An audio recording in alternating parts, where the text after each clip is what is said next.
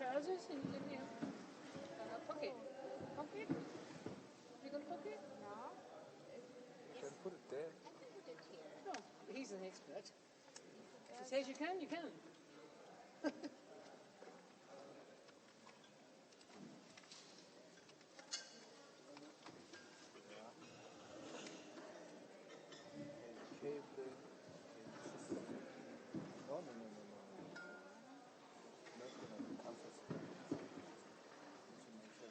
Now channel 1. Channel 1, which is English. Talking on the channel 1. Channel 1 English, can you hear me? What's the problems? Some other booth is probably using because it writes engaged.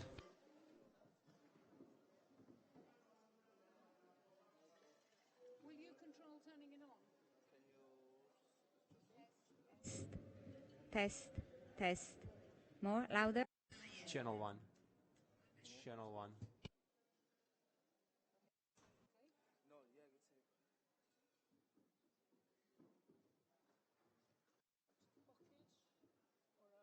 Channel 1, can you hear me? Channel 01, well, I don't know why, but seems like users don't hear me at channel 1. Sir, excuse me. Are the channels set up correctly? Should maybe English be channel A and Russian channel B?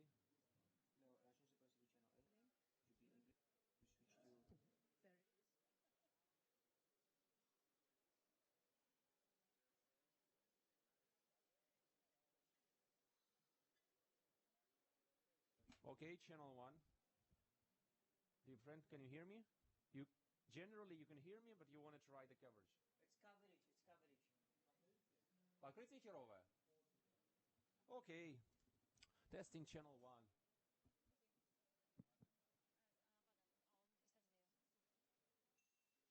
Hello, dear participants. This is just a reminder that this session will take place in different languages, so we please ask you to get the headphones at the entrance. Thank you very much.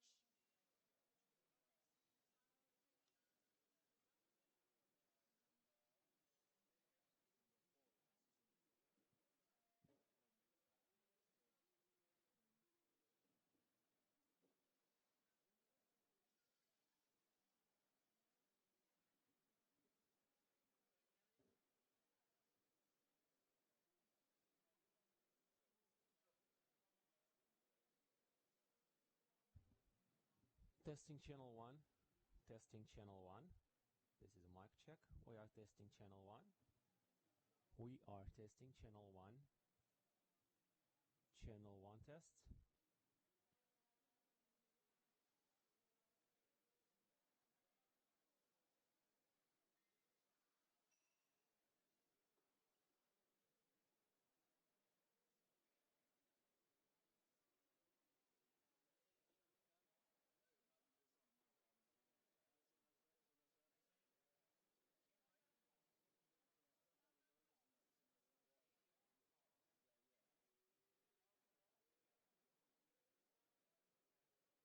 Hello, hello. Un, dos, sí, sí.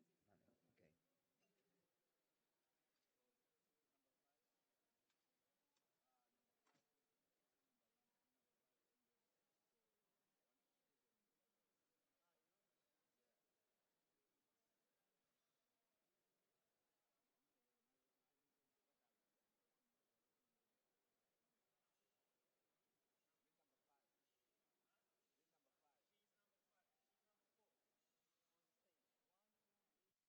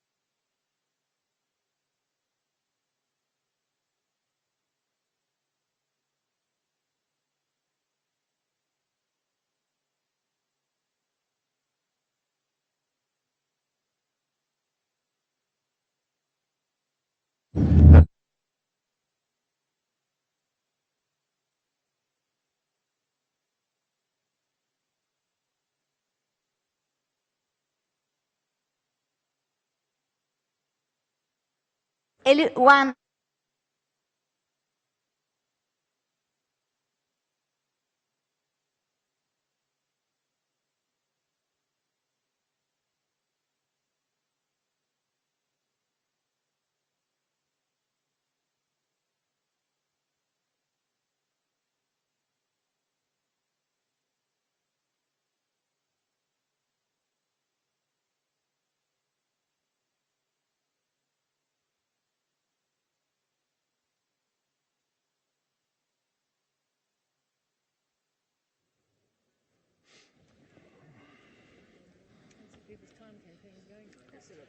Yeah. That's a problem if your speakers are late. Can we start?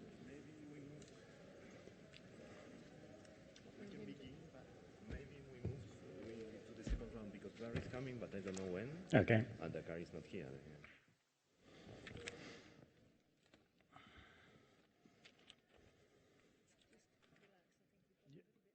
Yeah.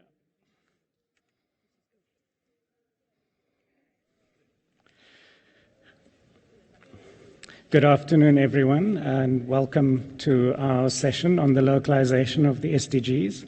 My name is Edgar Peterser. I'm the director of the African Centre for Cities at the University of Cape Town. And for my sins, I was also enrolled in the production of the previous Gold report, Gold 4, and so have a long-standing association with UCLG and is currently a member of the Ubuntu Advisory Group for UCLG.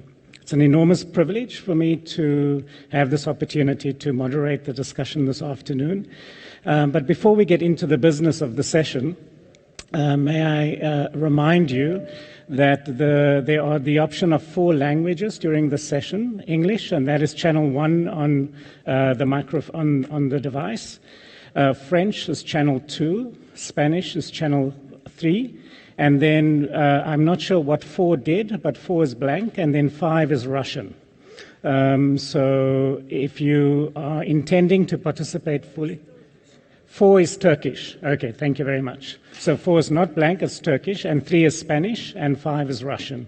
So this is a good moment to quickly sneak out and get your equipment outside before we get into the substance of the session. Some of our speakers are caught up in some other meetings, so they're on their way, but we will start and we will commence the session. And I will introduce the session by reflecting a little bit about the reason why we are here and maybe the moment that we are in.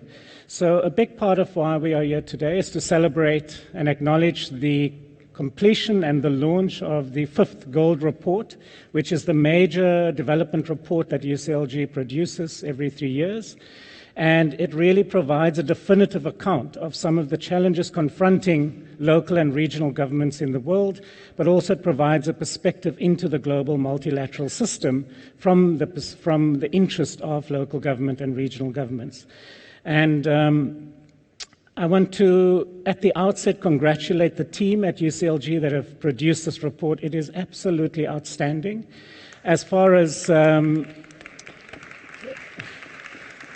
these reports go, it really manages to not shy away from the complexity of the matters at hand, but it offers it in a lucid, extremely well-written, clear prose that enables a very wide range of people to come to terms with the scope and the complexity of the issues. And again, my hearty congratulations to the team. Of course, we meet at a time that the world is literally aflame, whether it is bushfires, whether it is the result of protests in different cities in the world. We are in an auspicious time. We have a problem with the headphones. The headphones are not working. Okay. So should we give it a moment to resolve? No? Is it all of them? Or? What's not working?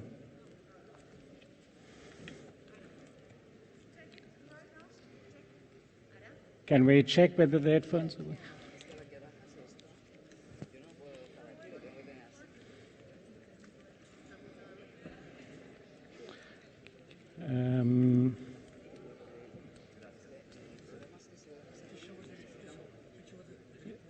Excuse me?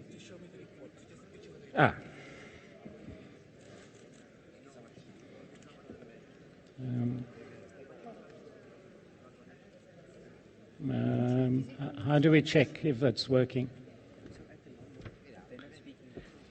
No, I know, but is it just Spanish that's the problem? No, it's all the channels. Oh, they're all working. They are working. Okay. Well, I don't know. I hope so. The English channel, can you hear? Can anyone hear the English channel? Can you raise your hand if you can hear? So the English channel, can you raise your hand? Okay, thank you, good. So the English channel's working.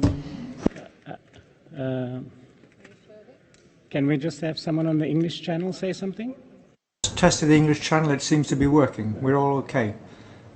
The English channel is okay. Could you raise your hands again, just in case if you... 1, 2, 1, 2. Not working, it's just my...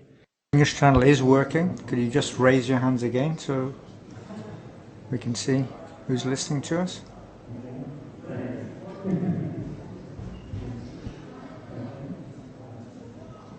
English channel, okay? Good. English is channel 1. Yeah. It's working now. English is working. Okay. Okay. Great. Can you talk? Hmm? To see if Spanish is working. Which channel is Spanish? But they'll tell you. No, Okay. say something. Oh, I see. I just need to talk. We're doing a test where the Spanish is working.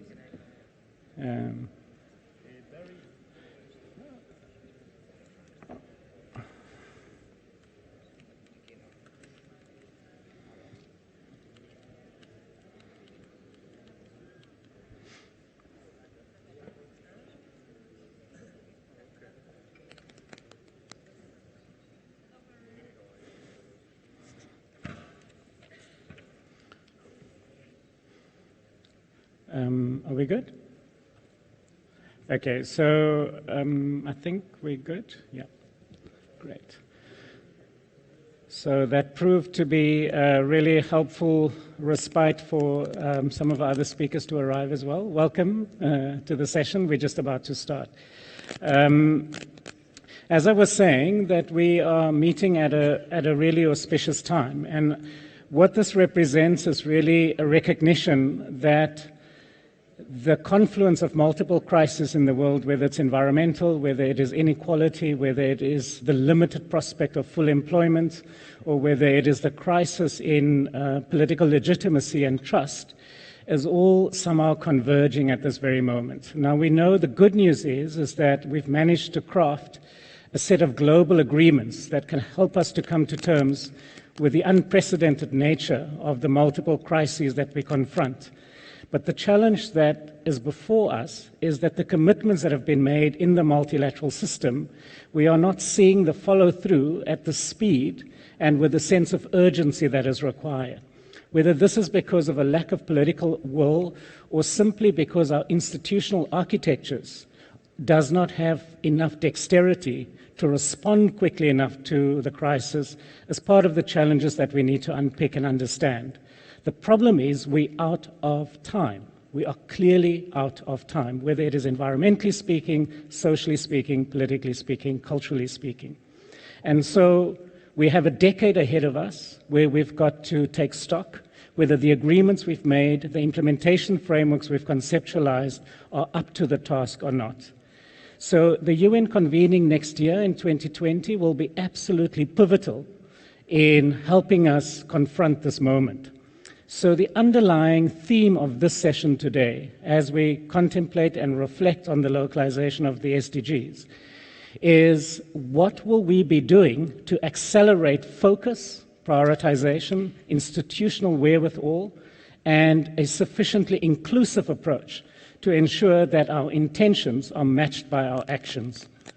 So we've got an incredibly esteemed panel to help us through this, but most importantly, we've got a strong and vociferous perspective from the interest of local government in the form of the Gold 5 report.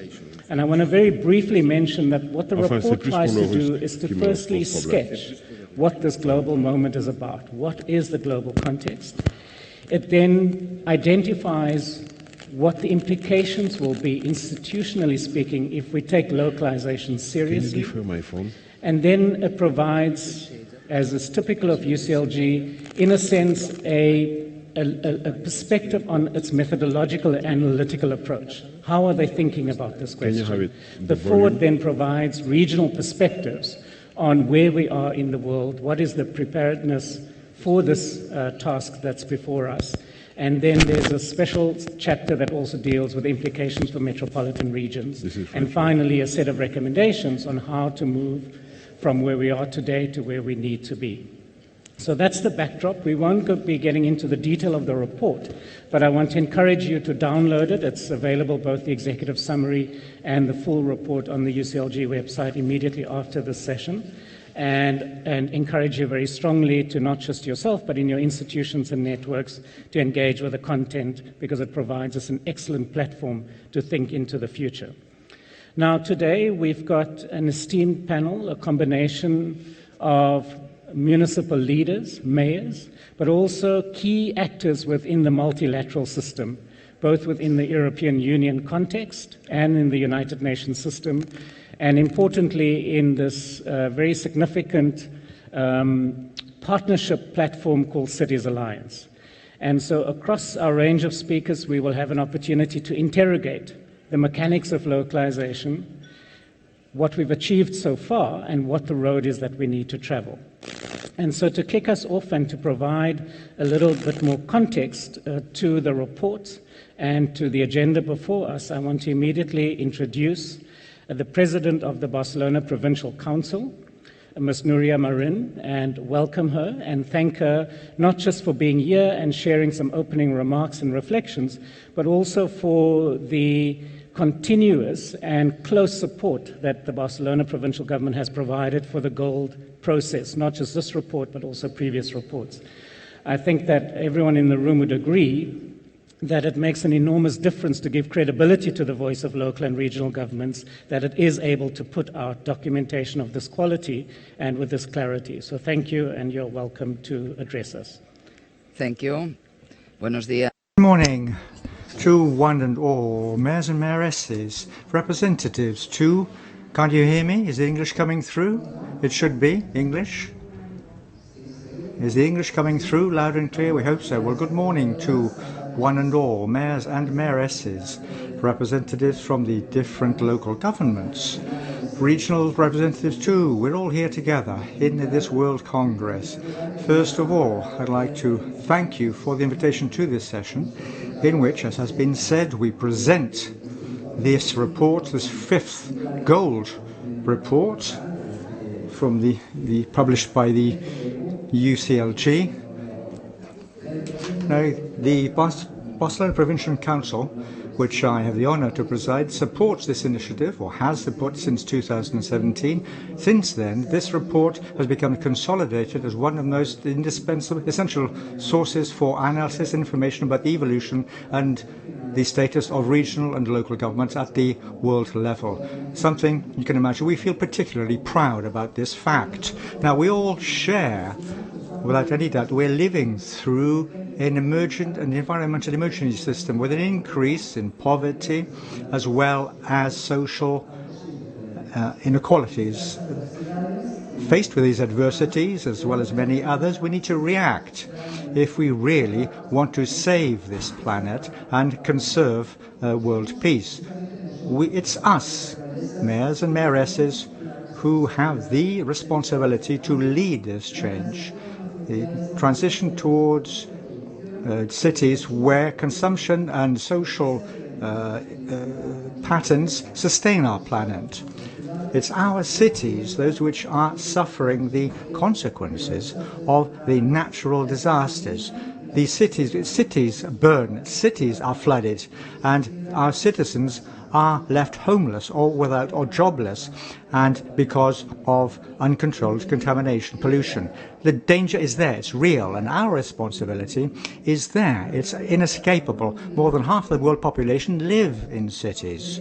We generate more than 70% of CO2 emissions in cities, and this will increase too according to what's said by the pundits. So we cannot turn our heads away. We need to take on board this challenge. We need to look towards a new frontier for the municipal movement. In order to take on board these climate and social and economic challenges, local governments and regional governments have taken as our own the new urban agenda, the Paris Agreement on climate, the Sendai framework concerning prevention of natural risks, as well as the 2030 agenda. For this reason, we are working together intensely too in implementing and rolling out the agendas and their localization. The Gold Report, which we are presenting today, gives an in-depth analysis of the SDGs and also looks at a multitude of efforts which are being carried out by local and regional governments all over the world in order to respond to the major issues and to fulfill the SDG objectives as laid out by the UN. This report says that municipalities have started fighting since the world agendas published some 4 years ago. We have been leaders in the implementation, even when national governments have been slow on the uptake. And they've not taken on board their commitments as they should have, or else they've withdrawn from them. The case of the US is a clear-cut case of this example from the Paris Agreement. I'd like to mention here 2 experiences which we are driving in the institution which I preside. One is the case of the Provincial Council of Barcelona, where all the electricity which we use in our equipment for many, many years now is green energy. In the city of which I am a mayor, which is Hospitalet, we've set up this week, this Monday, a very important system of car sharing with ecological cars. Of course, these are not the only experiences, neither will they be the last, of course. We still have a great deal of stuff to do, or things to do. But thanks to these measures, thanks to measures like this, and many others too, this is the way which can be seen in this Gold Report. This is the way that the international community recognizes the growing importance and the growing role which local and regional governments have in sustainable development models. Now, it's a local level where policies are implemented and where we see their consequences, and it's where we have a confluence of the tremendous amount of stakeholders and players, and where we are going to win or lose the battle of sustainability for our planet. The wealth of innovative policies which we have developed should serve to transform the national policies and international policies too. For example, the limits of the use of contaminating cars, the promotion of public transport networks, access to decent housing, the implementation of circular economy, and the proportion of universal access to public services and amenities, and the guarantee of equality of opportunities for all, and of course equality of gender. These are measures which we are now driving in many of the cities without the support of national governments. We are harnessing the talent and investments as well as the resources of our own local governments. And this is the reason why localization implementation of the world agendas requires more decentralization and more local autonomy. These institutional political frameworks, which should be appropriate, better assignation of resources, we should be able to have greater power for the local levels in order to mobilize resources and also have access to credit. Now, this is one of the main conclusions of the Gold Report itself. And the paradox is that while cities concentrate something like 80% of the GDP of the world, it's not always local administrations which we manage to use this wealth which we created, and we lack sufficient resources to drive reforms which are necessary. I would like to conclude my talk by talking about another aspect of the report, the need for cities and territories to work in a network by creating alliances, partnerships, and bringing together forces at a multi-level governance system which is effective and efficient, which would include all levels of government, working together, I repeat, in order to guarantee policy coherence and to deliver on what was to be promised in SDG. So thank you very much for listening to me. And now I shall give the floor to the chair to open the session officially. Thank you very much. Thank you very much. And I think it's the sense of urgency about what needs to be required is an excellent reference point for the panel. One of the points that you've mentioned, of course, is that one has to build a movement effectively, both amongst local authorities through the networks, but also with citizens and society, to, in some ways, ensure national governments bring enough urgency to the matter. Now, I want to, on that theme, move to our first panelist, which is, firstly, we will start Mayor Barry Vrabranovich, the Mayor of Kitchener in Canada, who finds himself in a very unique context where you've got this incredibly dense network of municipal governments in the same territorial ambit. And of course, it raises very particular questions about what does localization mean. And I think because we're curious to really appreciate the enormous diversity across the world in different local government systems, in different regional territorial systems, we're curious to hear your perspective on what is involved in the negotiation process of agreeing on what localization means in that context. And in the second instance, to ask you to put on your hat as treasurer of UCLG and reflect with us and take us into your confidence about whether UCLG has been impactful enough in driving the localization agenda. But maybe we can start in your backyard first and ask you to share some experiences. Thank you. Sure, well, thank you. Am I on? Hello? Okay, there we go. Thank you very much. It's a real pleasure to join all of you and to see such a robust group here to talk about the SDGs and to join my fellow panelists. You know, in the Kitchener context, I think we're experiencing something that is very much, I think, still the case largely across Canada. But in fact, as I talk to municipal colleagues around the world, it's largely a reality in many jurisdictions. Outside those of us who work in this field and who are engaged in the issue of sustainable development goals, there's still a lot of work that must be done that needs to raise awareness not only amongst municipal leaders and municipal staff, but also, quite frankly, amongst our communities. The reality is that if you went in my, quite frankly, even on my own council, and I'm very involved in UCLG and talking about this stuff, most of them now know about the SDGs because we've implemented our new strategic plan and aligned the strategic plan with the Sustainable Development Goals. 6 months ago, if you asked them what the SDG was, they would look at you with a blank face and ask you what you're talking about. And if you go into the community, that is largely the case, except interestingly enough, amongst young people. And what has been particularly enlightening for me has been seeing how the SDGs are getting localized in our local school system, and how educators are looking at seeing how they can engage young people into the SDGs and talk about how they relate to various issues that we're tackling in our communities. And that for me has been very encouraging. Some of you may know about those of you from North America in particular, about recycling programs, in particular the Blue Box recycling program, which exists in North America.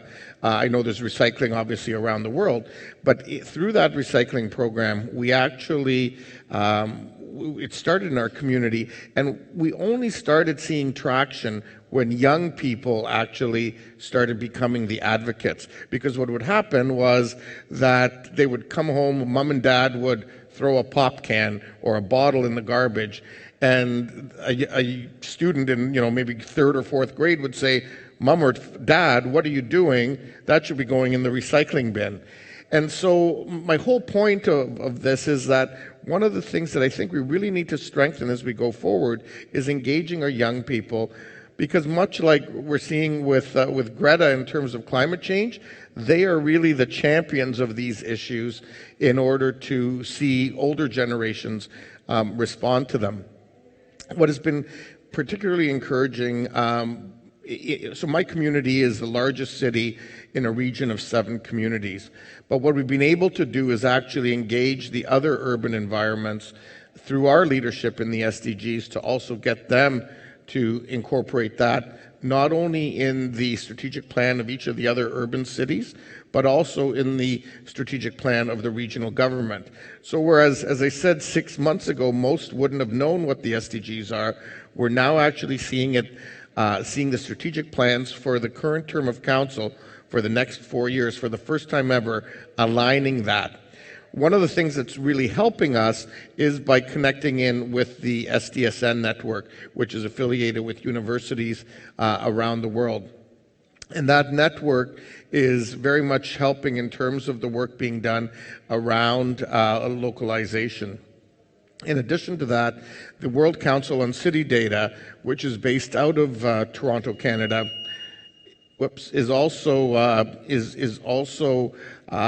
doing a lot of work around advocacy and the SDGs in Canada, and looking to see how we can localize it going forward. So those have been some of the opportunities, and but also some of the challenges. And I think more work needs to be done, both at the UN level, the national level, and most importantly, quite frankly, at the local level, to raise further awareness. From a UCLG point of view, I think it's fair to say that international networks such as UCLG really need to continue to build on the efforts we've already been making to support the localizations of the SDGs through our national local government associations, who convene local and regional governments on issues of national importance. The reality is, for each of us to go and do this work on our own doesn't make a lot of sense. But we've been seeing some great work come out of UCLG, and some tools that have come, particularly from the learning section of UCLG, to help us in that and see how we can actually incorporate that into what we're doing in terms of trying to localize them, and also take a pan-national approach in our work. Local and regional governments represent, as you know, the needs of our constituencies and of the citizens that we represent, vis-a-vis the central government and relevant actors involved in the SDGs, including the international community. As umbrella organizations, we're in a stronger position that individual local governments to dialogue with the central government on pressing needs on the ground, such as the lack of basic service provisions or failing fiscal decentralization. And so one of the things that's been encouraging in the Canadian context is our national government now, particularly in the lead up to last year's voluntary reporting, has engaged with the Federation of Canadian Municipalities to see how we can work better together to raise awareness, localize, and do additional programming. In fact, our national government created a grant program to allow cities and other partners to actually develop localization programs going forward. I think it's important to note that in many countries, local and regional government associations are shifting from carrying out advocacy activities to, in fact, structuralizing inter-administrative cooperation. And that, I think, is good as well, because it further allows us to develop the collaboration amongst all of us as practitioners to further advance the cause and raise awareness around SDGs. Local and regional government associations also facilitate continuous exchange and learning between their members and help to strengthen their capacity by doing so. Performance of local governments can be significantly strengthened by facilitating horizontal exchange between local governments or bringing different layers of governments and civil society together in order to advance each of the 17 SDGs as they exist, and also to bring the private sector into the discussion. The reality is, and we know this from the Millennium Development Goals, if we take the same approach that the MDGs took from 2000 to 2015, we will hit 2030 and we won't reach any success. By engaging with local government, which, as we all know, is the order of government closest to the people, we have the greatest chance of actually achieving these goals and being able to move forward. So as we talk about moving forward, I think knowledge sharing is a key component, and sessions like this one are a big step in that direction. So that, Mr. Chair, would be my initial thoughts, and thank you for the opportunity.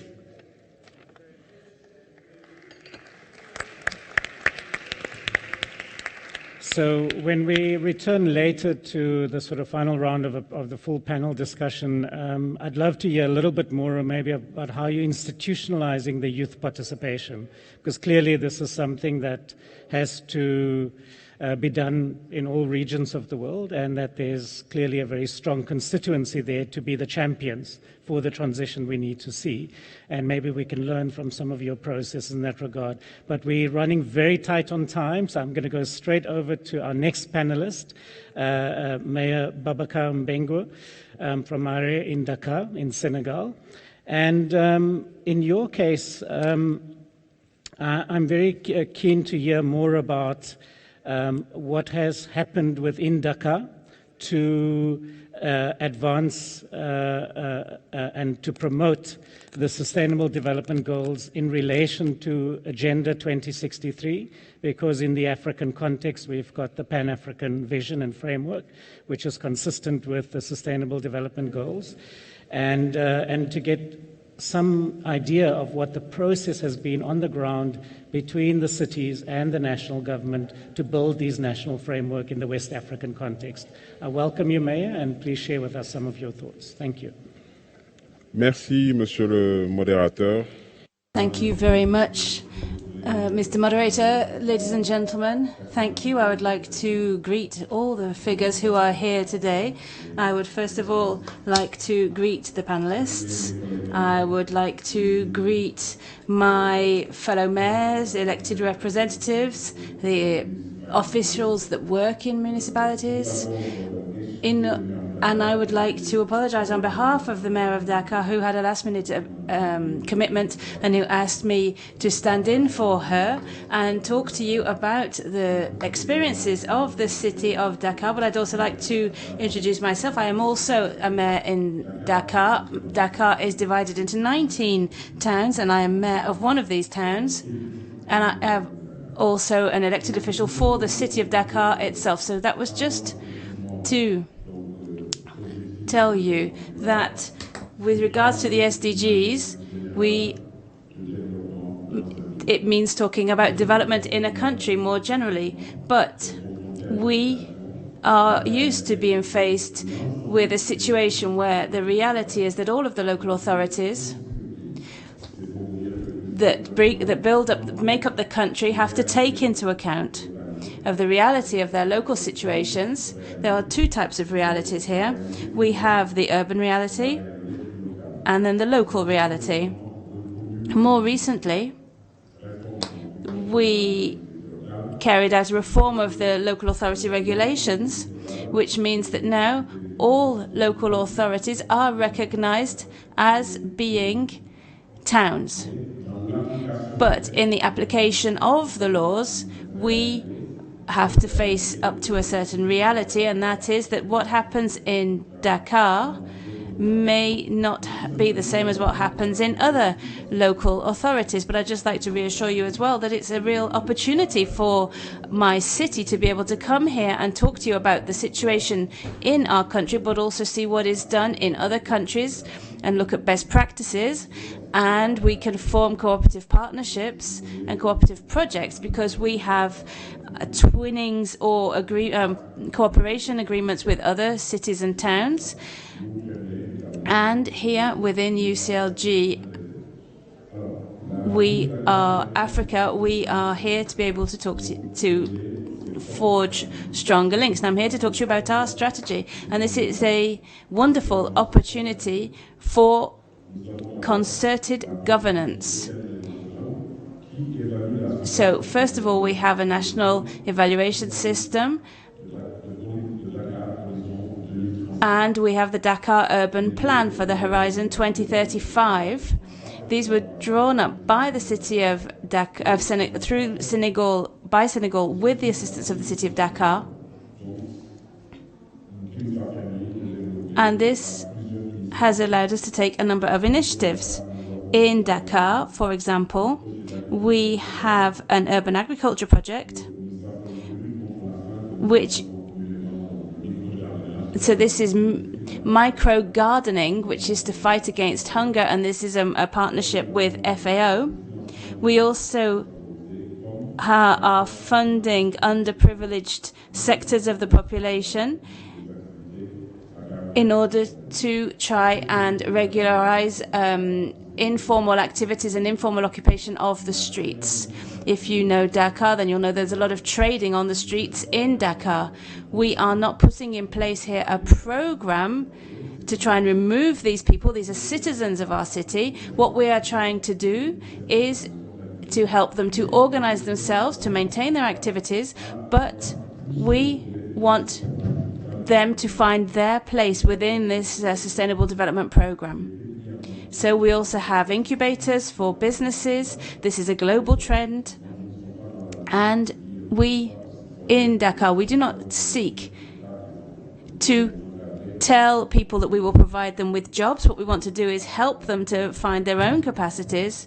And so Dakar has a fund for them, which allows all citizens of Dakar to participate or to use this fund to take part in projects. These activities take part through participative and inclusive activities. Everything is decided at the level of the Council of Dakar, and these are all grassroots initiatives. We talk to citizens, to the man and the woman in the street, and we try and align the decisions of the Council of Dakar with the expectations of the people of Dakar. So we take into account all stakeholders in society through these inclusive approaches. So in Dakar, we have a number of frameworks for discussion. We have participative and inclusive discussions, but in all districts of Dakar, and this is one of the highlights of the reform that we've put in place recently, we have councils, district councils. So in all of the neighborhoods or districts in Dakar, there is a council which allows all members of society so that could be religious members, that could be associations, that could be the elected officials, it could be the mosques, the church, but this allows everybody to share their ideas and discuss the future of their local area. Now, with regards to national strategies, we mentioned earlier the Dakar Urban Plan Horizon 2035. This has been drawn up according to a participative and inclusive process with close collaboration with the cities of Senegal, it's Dakar and other cities in Senegal. And the government of Senegal organizes regular sectoral workshops which include the local authorities, and so which include Dakar. Also within the ministries, such as the Ministry for the Environment and the Ministry for Protected Areas, we participate in most of their activities. If you know Dakar, you know that we can talk about erosion, that the sea is encroaching on the land. Dakar is at risk, and so we cannot talk. We have to talk about the resilience of the city of Dakar, and Dakar is trying to respond as appropriately as possible to the current needs of the city and the people. And to conclude, I would like to make use of this panel to launch an appeal to the major organizations such as the UN and others, is that around the world, we present national reports, but we have noted that with the collaboration that we have, at times we have gaps. There are things that are lacking. So the reports are not accurate enough because some of the concerns of the cities are not taken into account into the report, because the state produces a report that covers all of the cities, but maybe that report doesn't take into account the specific features of each city. And so I am grateful to be here today, and I'm at your disposal if you have any questions. Thank you very much. Thank you very much, Mayor. We appreciate the texture of understanding what some of your specific challenges are, and also the road you've traveled to embed some of the local concerns within the national regulatory and legal reforms that are undergoing. And I think what is particularly encouraging is to hear that there's an explicit conversation about monitoring, and that monitoring system will cover both the national and the local spheres of government. So thank you for sharing the experiences from the Senegalese context. We now move on to our second group of panelists, and we are now going to move away from just municipal government and regional government representatives, but bring in actors from other institutions that really cover some of the intergovernmental frameworks that we are looking at. And so in the first instance, to give us some context from, I guess, what some would regard as the paradigm of multi-level governance, the European Union context, because that important experiment has been running for some time, and of course it has been strained, particularly in the last few years, with some of the challenges we've seen, both in terms of migration pressures, but also obviously the Brexit process. But I think most importantly for our context, resting on this principle of subsidiarity, right, and to have really tested what that means. In the case of the EU, of course, you've got a long history of supporting the voice of local government and supporting various networks and institutions that allows the amplification of that voice and its impact at the European Union level. But in the context of the new EU Commission, Ms. Carla Montesi, I'd like you to reflect on what we can expect, how that support will evolve over the next period. And if you could share with us some of your thoughts on that question, please. And welcome. Many thanks. And many thanks for this opportunity to share what the European Union is doing in this panel and this plenary. But let me start by joining others to congratulate UCGL for this 50th edition of the Gold Report. I think this report, once again, it's the occasion to highlight how local authorities are always in the front line when we have to face the challenges, the old and the new one, as the environment, climate change, migration that you mentioned, and we have just listened to the experience from Dakar with the problem of climate change. So the importance of local authorities, as you said, it's really important. I not stop to repeat that it's at the heart of our policy, could be inside Europe, but also in our European development policy, in our relationship with partner countries around the world. It's a support from now, not just looking to the future, but from now. It's really strong political and financial support that it's translated into action at different level. We're mentioning the multi-level of governance. It's important for us to underline the fact that we have a strong partnership with European and the global network, as UCGL Africa, of course, Plataforma, EMF, CLGF.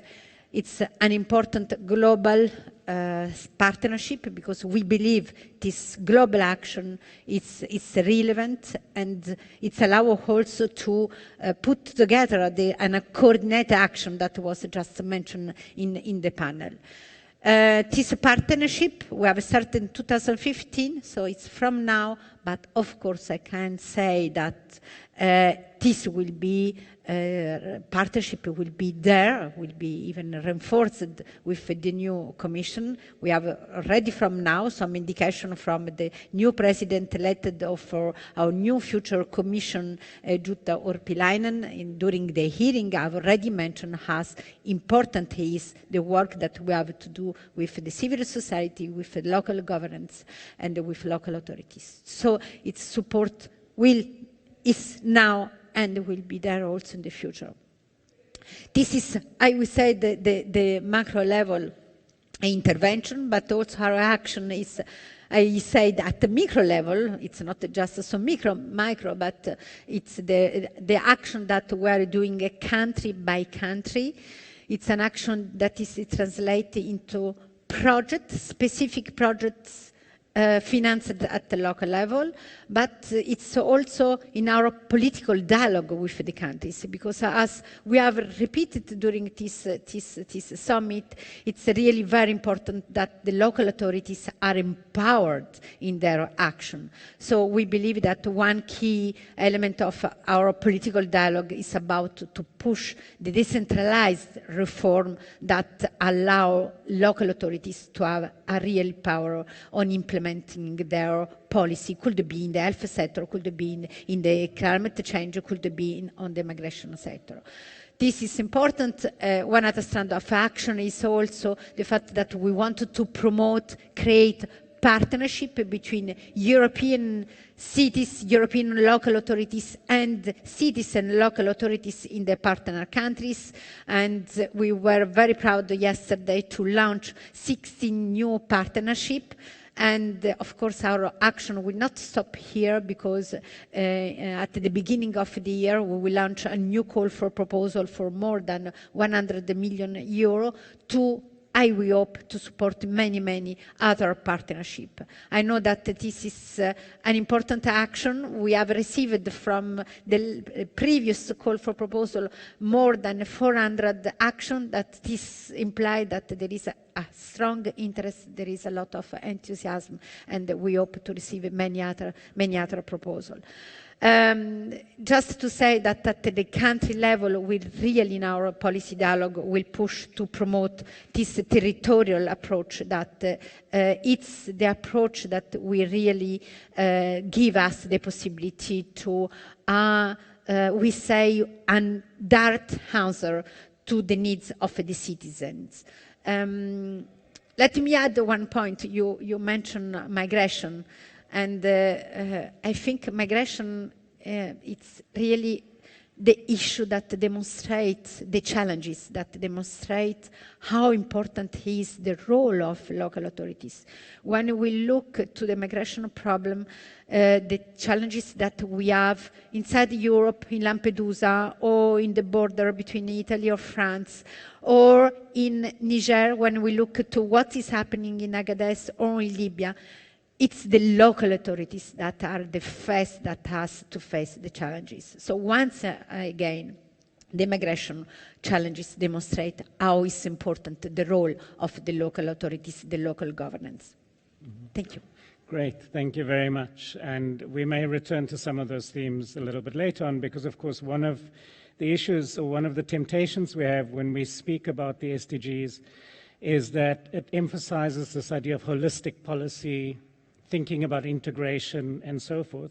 But within that, one can easily overlook the complexities and the conflicts that have emerged as a result of the crises we face. So migration is one example, environmental impacts induce other crises and so forth. And I guess the proof is in the tasting and how we respond to these moments of intense social conflict and crisis, and whether the institutions are in fact robust enough to absorb that and formulate a way forward in the direction that we want to go. So thank you for drawing attention to that, because I think we both need to celebrate new thinking and new approaches, but also acknowledge that we are confronted with unprecedented challenges.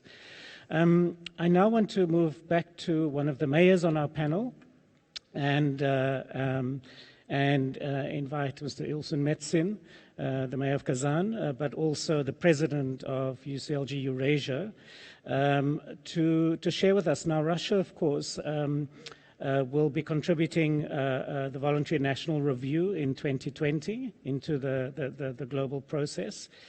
And we thought that it might be really useful to understand a little bit more about what that process entailed in the Russian context and how municipal and local governments were able to participate as an example of multi-level cooperation towards engaging with an international system of reporting. And this relates to the second aspect about the sort of, I guess, the nuts and bolts of institutional cooperation to advance multi-level cooperation, governance cooperation, to make sure the SDGs are advanced. So may I invite you to share with us some of your reflections, please, and welcome.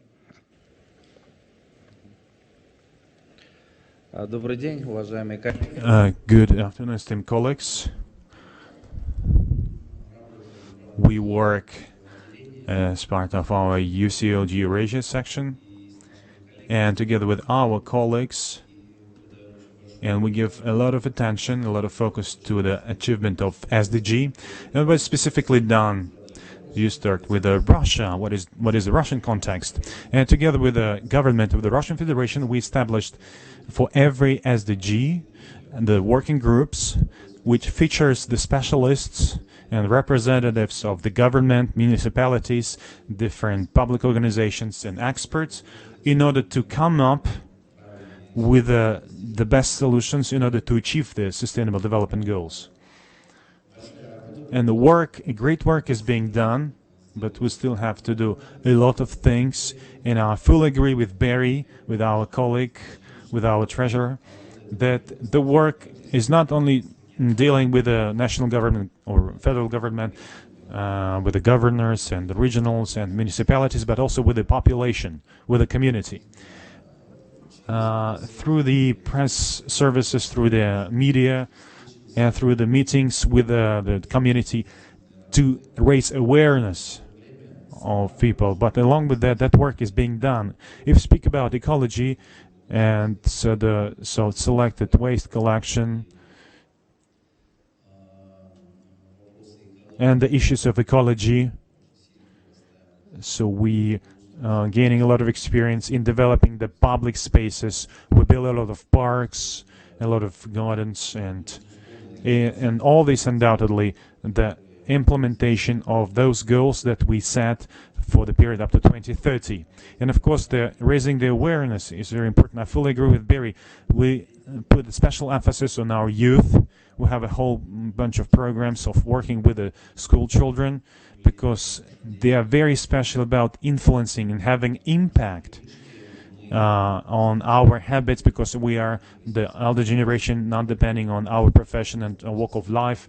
We are very conservative, but it's very easy to educate the children, and through the major educational programs together with our regional governments and local governments, and together with the Minister of Education of Russia, do a lot of projects in order to implement it.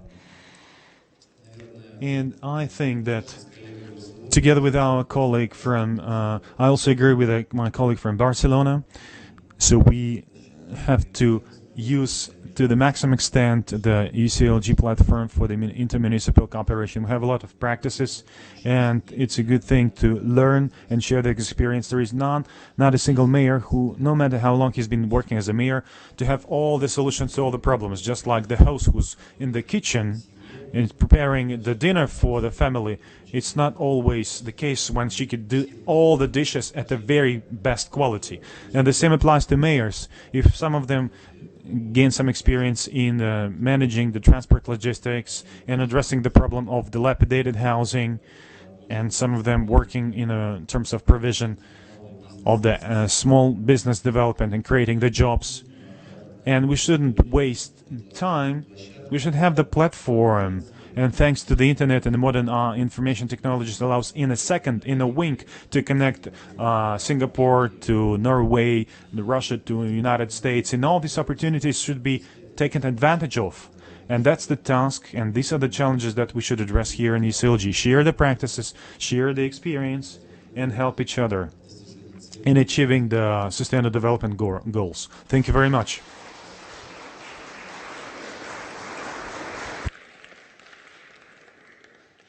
Thank you very much, Mr. Mayor. We now turn to our panelist, Claire Short, who is the president of Cities Alliance, which is a very unique platform in the global multi-level governance system, in that it represents both nation states, civil society movements, and different development agencies. Claire, I guess the question is, if we look at the SDGs, and the sort of 17 goals can be rather overwhelming, but we know that at the heart of this there are some urgent priorities, particularly the prevalence of slum conditions in many parts of the world.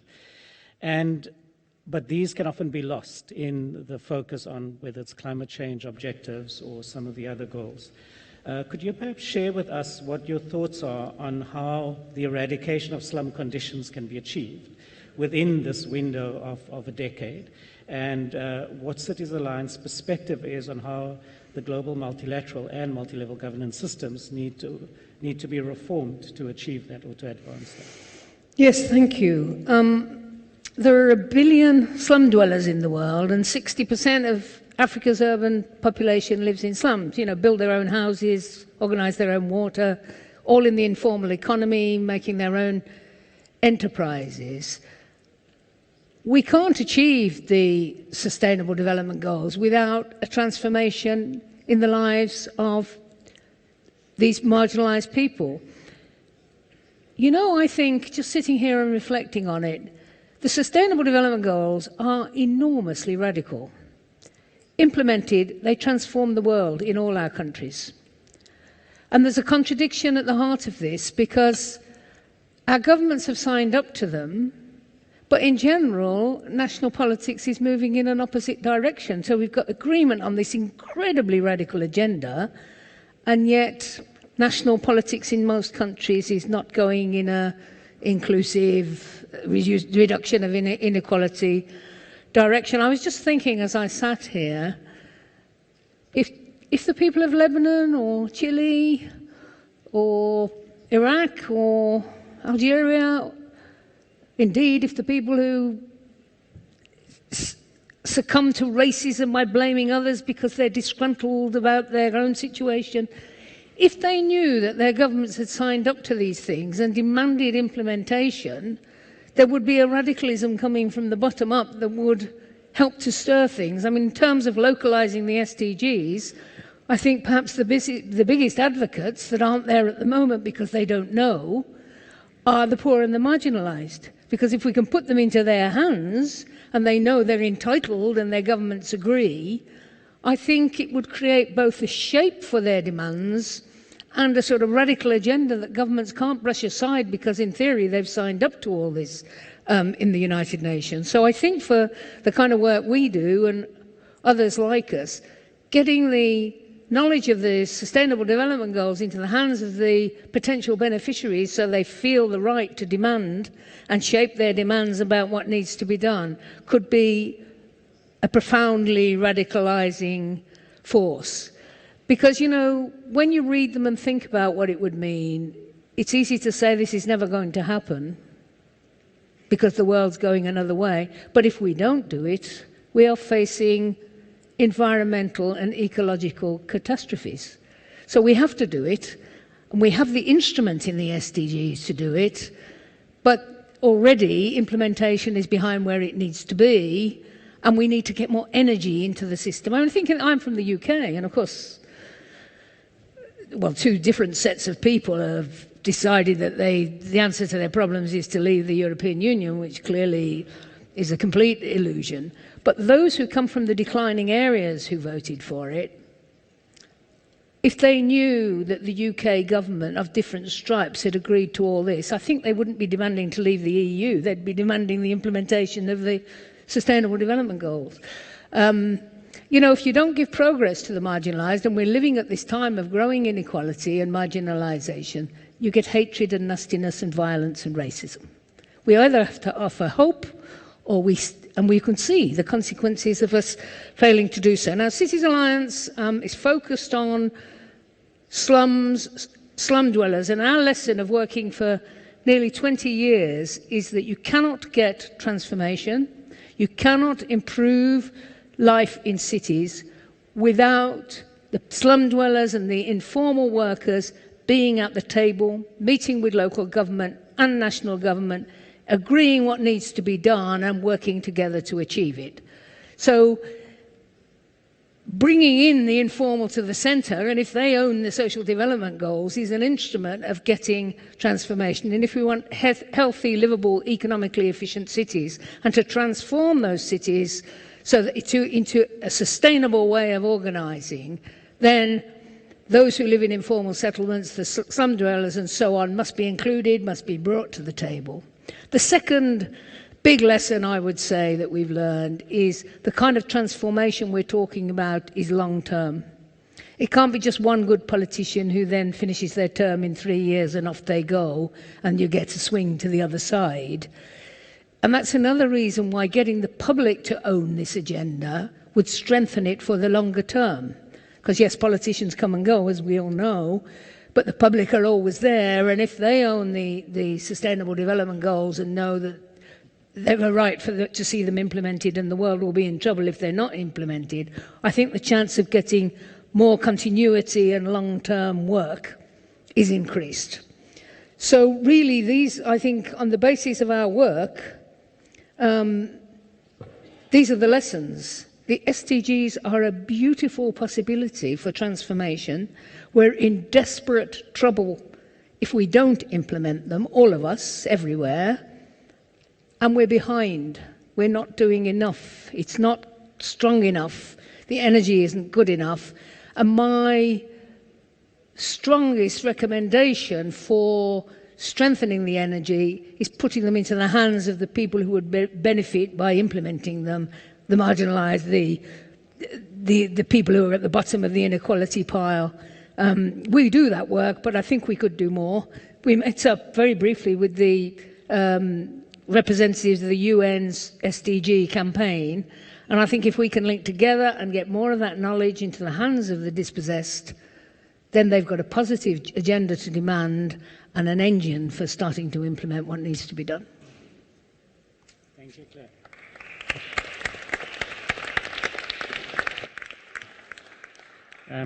I couldn't have scripted it better. It was a wonderful segue into the role of the United Nations in helping to galvanize the global system to have a sufficient sense of urgency and focus for the decade that remains to get this right. And in light of that, I want to invite Ms. Marina Ponti from the United Nations to share with us what is on your plate, what are your thoughts on how to instill the sense of urgency. We've heard quite a bit about the sense in the room that there's not necessarily enough momentum at a national government level, that if we are going to get this right, we need to understand that the energy the forefront of this will be at the local level, at the grassroots, both citizens, but also local authorities. And so I'd like to invite you to share with us what your thinking is at the moment, and then as a final session, we'll ask each of the panel members to respond to your reflections, and then we'll pull the panel to a close. Please, you're welcome.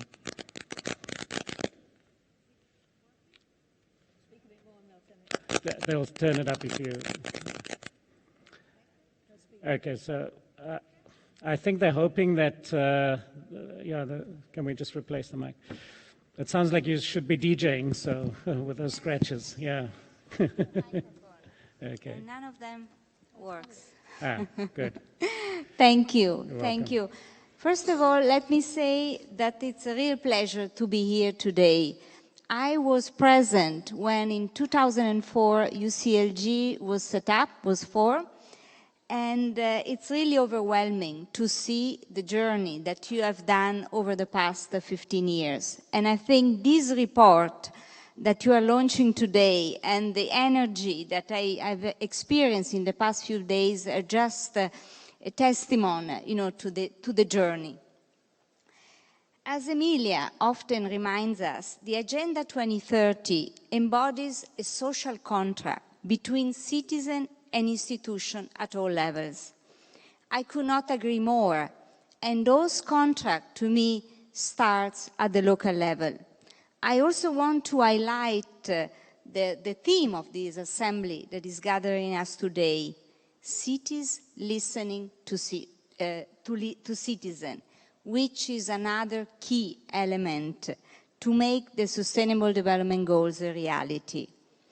I've seen with great passion how UCLG, but how all of you, and I was in several sessions, have really owned the agenda, have experimented action to both localize the SDG in the different contexts to achieve them at the local level, but also on how to use the SDG to reconnect with the people, to leave no one behind, which is the heart of the agenda. And on one side, I'm really impressed with your commitment, but not totally surprised, to be frank, as this agenda brings to life 4 values that you, mayor and governors, have been championed for the past decades. First, integration. The SDGs are about breaking silos, having sectors discussing priority planning, implementation, and evaluation. And such integration, which is the essence of the SDG, is precisely what you have been working on and call the territorial approach. Universality. The Agenda 2030 is the first ever universal agenda designed with the people, for the people. And again, this you know very well, local leader, because regardless of where you are responsible to feed, educate, empower, protect your citizen. There is no north and south in human beings. We all need to eat, we all need to energy, to have opportunity to study, we all need decent jobs, we all need transparent institutions we can rely on. And third, trust. The agenda is about trust. Actually, the agenda assumes that there is trust between people and institutions at all levels. Sadly, this is not the case in most contexts. People are feeling more and more disenchanted with institutions. We need to focus on trust, and rebuilding such trust can only start at the local level, because it requires to listen to citizens, to listen to what people say, what they want, what they fear, and what they dream. Listening is the most powerful action that anyone can take to rebuild trust within society. And you, being the closest to the people, you can really make it happen. And finally, the fourth, hope. This agenda is about hope, while also underlining a sense of urgency, what we call outrage with optimism. This agenda embraces a vision for a different world centered on people and the planet. This agenda of hope, in my view, can only start at the local level, where people live, work, study, and experience both successes and frustration. This is where the Friday for Future were born, at the local level, in front of a school. Because each one of us, no matter how global, regional, or national we feel, we belong in city, in mega city, in towns, in villages. This is where our lives are. And hope also means making the impossible possible, which is our vision of the agenda. This is why we feel we should join hands with you to inspire individuals everywhere that disruptive change can happen, and that each one of us can be the agent of that change. In other words, you were asking me about the strategy. We believe very strongly that each one of us can start a butterfly effect that will make the SDG a reality. Why a butterfly? First of all, because we want to give people, and particularly also young people, wings, so that they feel they can achieve their dream, their aspiration, despite the reality that we all see and we are all confronted. But also, why a butterfly? Because we assume that the SDG will only be achieved if everyone takes action. And that every action can actually, as the butterfly effect show us, can lead to transformative change that Claire and others refer to. And in a way, we see this butterfly as we all feel very comfortable in our cocoon state. But then if we don't leave our comfort zone as the cocoon, if it doesn't make the effort, we will never experience the beautiful butterfly that the agenda represents. And let me now share a quote from Muhammad Ali on the butterfly, and which resonate, I think, with the people in this room. When he was talking about his strategy on the ring, he said, float like a butterfly, sting like a bee. But then he went on with a second quote, less famous but very relevant: the hands cannot hit what the eyes don't see. And this is because we should not be blind. We should not close our eyes. We need to raise awareness. We need to do whatever it takes to own the SDG and to make them owned by the people around us. I mean, Claire said it, you said it. If people knew that their government have signed up to this committee, they will relate to the goals, because the goals face and list all the priority and the aspiration of people. And this is why, I mean, I'll be very short on this because we have a stand outside and you can experiment. We are launching an SDG Butterfly Wings where we ask people to commit to an action, and they will be then involving their community. Is a digital campaign where actually people, after committing to an action, win an augmented reality wing. But at the same time, this campaign is not just digital. You'll see outside there is street murals with butterfly, and anyone can start a butterfly to make change. To conclude, in the face of growing extremism, inequality, intolerance, and xenophobia, the world needs the goals more than ever. But 5 years gone, we are not there. We are not on track. You mentioned national governments. It's sadly to see that how not only they're lagging behind, but they haven't raised the goals at the political level. Monitoring speeches of heads of state and minister, you see a very tiny, we're talking about less than 3% of mention of the SDGs, which tells you more.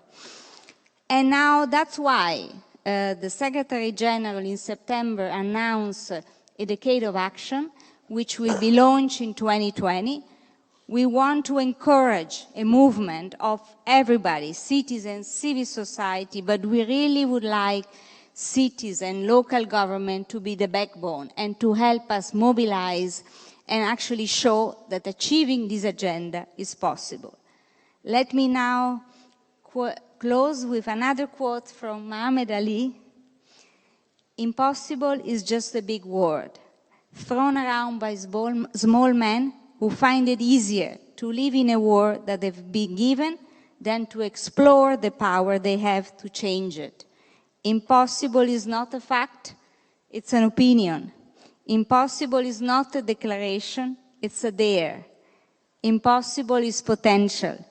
Impossible is temporary. Impossible is nothing. Thank you.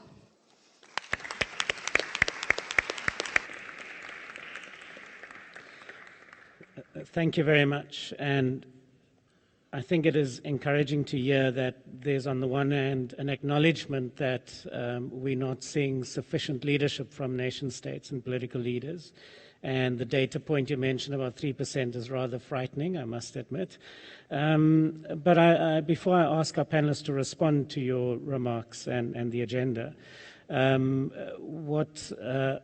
whether there's a view about how local government can get a seat at the global governance table.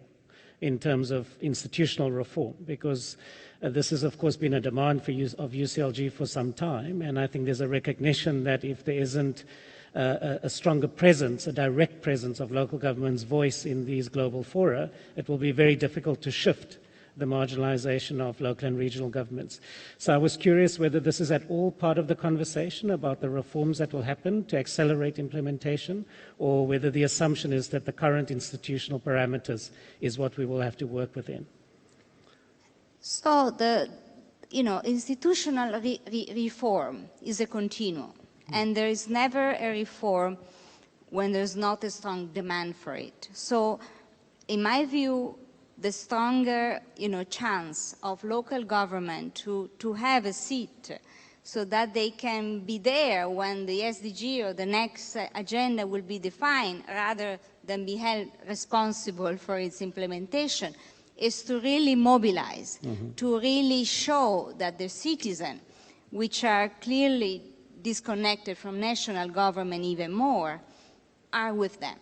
So in my view, the power of mobilizing or creating alliance, which is precisely what UCLG has progressively done in partnering with different stakeholders, is a key to actually bring back the citizen to the institution and then to demand greater participation.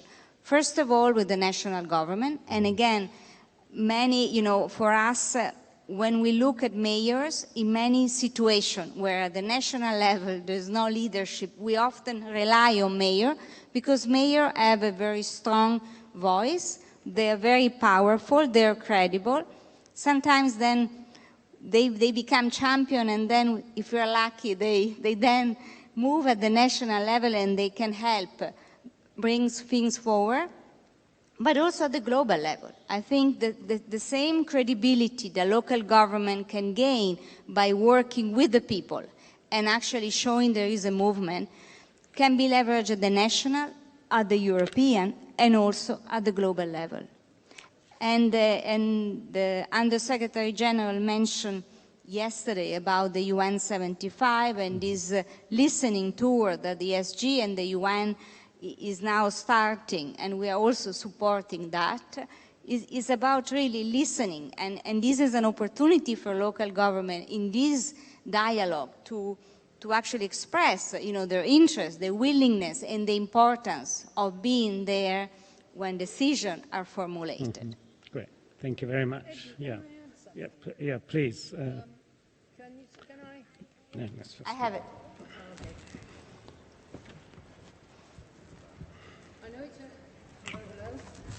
It's working? Oh, yeah, now. There's a delay in turning it on. I know UCLG's had a long-standing demand to be represented in international bodies, and I completely respect that. But it seems to me more urgently, local government in many places is very weak, especially in the secondary cities where the bulk of the slum dwellers of the world live, with weak financial capacity, weak officials with, competence in various sectors, engineers, planners, etc. So the job isn't just an upward one to demand of the international system to listen to local government. There's a job of strengthening local government, decentralising, giving it financial capacity. I mean, the people need to demand of local government this change, but lots of parts of local government don't have the capacity without change to deliver. I just wanted to say that. Fair enough. And I think that it's very clear from the Gold Report itself that this point is made very eloquently in the report. Mayor? Yeah, thank you. I just wanted to add, building on Marina's points, I mean, I've been around the UCLG long enough to remember the second half of the MDGs, the work that we did collectively to ensure that not only was local government included in terms of the sustainable development goals, but more importantly, the work that was done to ensure that we had a goal specifically dedicated to ourselves with goal number 11. And I really do want to build on that point of the importance. And yes, there are different sizes of municipalities And yes, there's different capabilities of leaders, but we have strong leaders in small and mid-sized cities around the world, and we have strong leaders in metropolises around the world. And in fact, in many, many countries, quite frankly, where we're seeing national governments walk away from global goals, and I will use the country to the south of Canada, the United States, where, quite frankly, the national government has been stepping away from the issue of climate change. It has been mayors from small communities, mid-sized communities, and large communities that have been the strong voice, replacing the voice of national government, which quite frankly has been empty on this issue. And that's where I think we cannot underestimate the power of the people in this room and in communities right around the globe. Thank you. Perspective. I wonder if any of the other panelists want to respond to the UN's outlook on the next decade. If anyone, the floor is open. No? Yeah? Sorry. I think there is a need to continue to push for this empowerment of local authorities. I think it's, sorry. No problem. We didn't reach, of course, the SDG, but we cannot say that we don't have make progress. I'm not sure that this is a function. It is. Yes, it is. We are not making progress, but there is a lot of work that we need to pursue to empower the local authorities. So once again, I am participating in parallel to the conference I'm saying with the Minister of Environment, and also there this point is under discussion. How we can face the climate change, how we can face the question of biodiversity or the circular economy if we don't succeed to work at the local level. So it's, but I can say maybe 10 years ago we are not so clear in our speeches about that. So progress are there, but of course we need to continue to work on this, to push for this local governance, and because it will be essential in order to achieve to progress on the SDGs. Yep.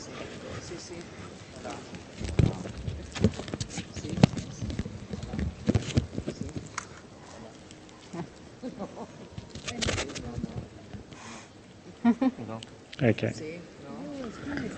The roving mic.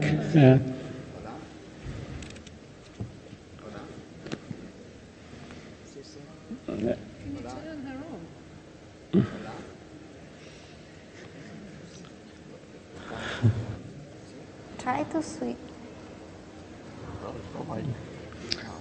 Maybe. Is,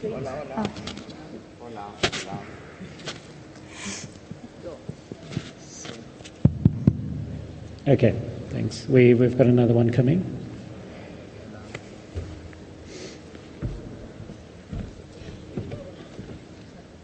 Sí, ahora sí. Okay, yes, now we can hear. Good. Wow, that's good. I'd like to add here, after listening to other people on this panel, there's something which is absolutely clear. There's a great deal of work to be done, an enormous amount, but it's equally true that we have made headway thanks to local, thanks to municipalities and cities. Now is the time, I believe, to change gear, go from theory. We have done a lot of research, we've written a tremendous amount. We need to go from theory to practice and to action. And we have made this commitment to drive and work on this from the local level. We need various things. One, first of all, is that not only, it's not local governments who, we're not on our own. We need the involvement and the help and coordination and alignment with other levels of government. In this particular case, we're talking about central governments and the intermediate government levels. So we need to work together on this action plan, without forgetting something which is important for municipalities, forms part of our DNA. Citizens, people, citizens' participantship.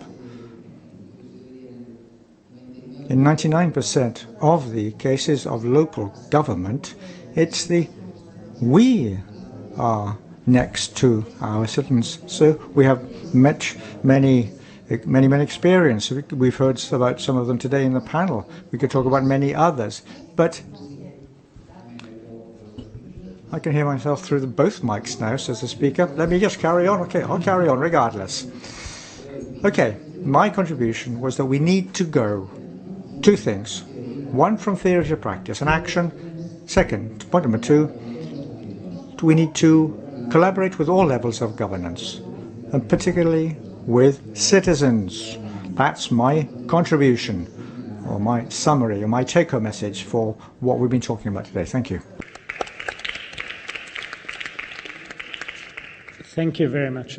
But I want to, if I may, I'd like to push back a little bit on that point of cooperation, because this seems to me something we're not talking about. So, and this is the issue of very strong ideological differences about what needs to be done and how to do it. So, for example, if we look at the question of local economies, in a lot of cities, the real estate sector is now the backbone of the local economy and the tax base. And there are very, very powerful interests in the decision-making and prioritization and so forth. So this is not just simply of a question of working together, but there's also values at stake, right? And there's an understanding that we are going through an economic transition and that the source of value cannot be extractive. It cannot be the old forms of economic activity as we transition to the circular economy. But of course, there's a difficult relationship because they also represent the tax base. And so you want to attract investment and so on. So if we can say maybe a little bit about, in a question where there's growing demand to do more and do more complex things, respond to the marginalized, and shrinking tax bases, as how do we deal with these power differentials between those who want to maintain the status quo as the economic backbone and some of the difficult prioritizations that have to be made if we are going to transition into something different. If we can maybe reflect just on what some of your strategies are to manage those tensions and build an inclusive approach. Because I think that's really the core of it, is what is the political language and the political culture that will enable us to do that. If anyone from the panel may want to pick up on that. Yeah, please. Yeah. I've got to go. Okay. Thank you, Claire. Our one panelist is not unhappy with the question, but Claire has got another panel to be on in the next 5 minutes. So thank you, Claire, for your contribution. Please. I think it's working. No.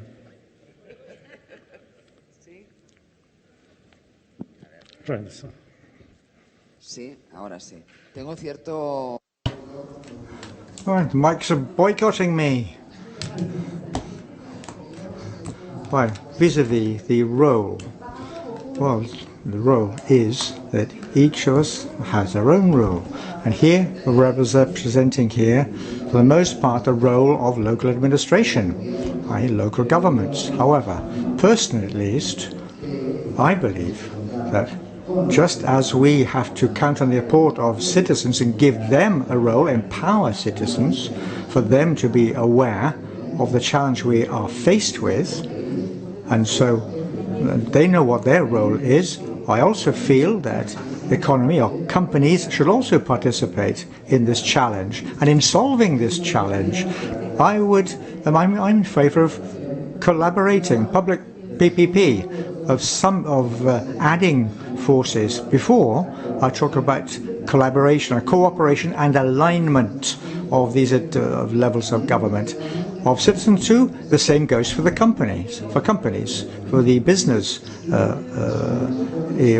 business sphere. And so I come, for example, I don't know what today is. Today's Thursday, right? On Monday in my city, we had the car share. We started the car sharing project. It's not unique, nor is it a novelty either, but we did it with a private company, with SEAT. And so I believe that we need to add forces, harness forces between the public and private sectors so that all together we move forward. The market on its own, we can't leave the market on its own. We can't leave local government on its own.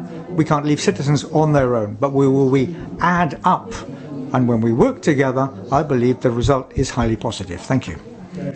Thank you. So we've got about to lose another panel member who's got to go to another session. So Carla, thank you very much for your time and your contribution. On that note, before we lose everyone, I just want to double check if there's any final points. I can pull the panel together and we can conclude the session. So again, thank you very much for the rich discussion, and just to remind everyone that we're here to celebrate the launch of the Gold 5 report. I think there's 5 or 4 main points that have come through in the discussion today. The first is that we've got a massive task as local and regional governments to strengthen and build the institutional systems, but also I think what was important from the contributions, it's a movement between local authorities and citizens, a municipal movement to drive this agenda. And in that regard, we heard a number of practical examples of mechanisms to advance that, monitoring systems at national and local level, partnerships of various kinds, the possibility of digital platforms that can enable the rapid dissemination of good practice and so forth. The second major point that came through in the discussion is that what the SDGs and the broader frameworks represent is a shared normative framework. And I think we heard very powerfully from the UN about the importance of this as the backbone for really a cultural revolution, where we re-engage with ideas of trust, where we re-engage with the possibility of building institutions from the bottom up and placing youthful energy and ambition at the heart of that. The third issue that we didn't raise today, but it is very centrally addressed in the report, is the importance of a radical overhaul of the global financial system. That unless we are able to change the incentives that drive that particular system at the moment, we won't get the alignment of investment for the goals that we seek. And then finally, this question of institutional reform. And I think we had an important discussion about that it's not just about a seat at the table, but it's about the strength of the local voice from the grassroots and local government understanding that if it rebuilds trust and confidence of its citizens, it can build the movement that can shift the global dynamics. So I think that has been an incredibly rich set of conversations, and I want to thank all of our panelists for sharing their experiences and perspectives. And I would just welcome them to stay with us for a photograph with a report before they leave. And thank you very much, everyone, for attending.